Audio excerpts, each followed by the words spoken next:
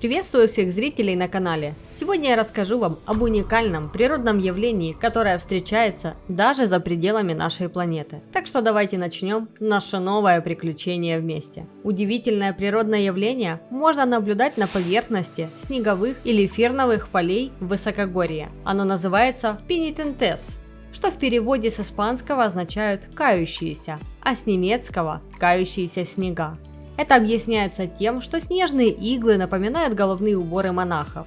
Действительно, заостренные снежные образования, будто бы растущие из земли под наклоном, очень напоминают толпу молящихся людей. Высокие кальгоспоры до 6 метров в высоту можно увидеть, например, в Андах, выше 4000 метров над уровнем моря, а на леднике Кхумбу были зафиксированы рекордные образования высотой до 30 метров. Впервые пенитентес был обнаружен в 1835 году 26-летним Чарльзом Дарвином. Он тогда путешествовал на фрегате Бигль и, остановившись в городе Консепсьоне, отправился в экспедицию в Анды, где и увидел необычные снежные фигуры. Молодой исследователь решил, что кальгоспоры появились благодаря ветру, ведь эти многочисленные образования тянулись с запада на восток, по направлению, в котором дул ветер в Андах.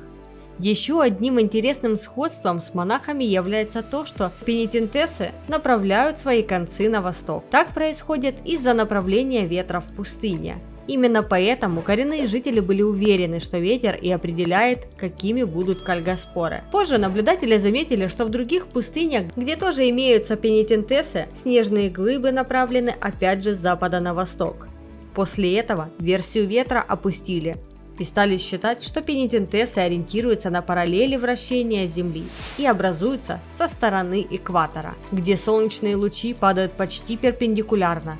Таким образом появилась версия, что не ветер скульптурирует снежные леса, а солнце. То есть солнце растапливает снег или даже лед только с одной стороны. В снегу образуются впадины, солнечные лучи отражаются уже от нее, и снежные глыбы подтачиваются в противоположную сторону. Неровность земли, засушливый климат, сухой воздух – это все способствует тому, что кальгоспоры на ярком солнце не тают полностью. Как правило, пенитентесы образуются под холмами и в галечных местах. Наверное, эти нюансы и образуют одинаковые иглы, отражая друг от друга солнце. Еще более интересным фактом является сублимация снега. Кальгоспоры, подтачивая друг друга, не тают. Снег из твердого состояния сразу переходит в газообразное. То, что снега между глыбами нет, создает особый эффект, создается впечатление, что снежные колпаки стоят посреди горячей пустыни.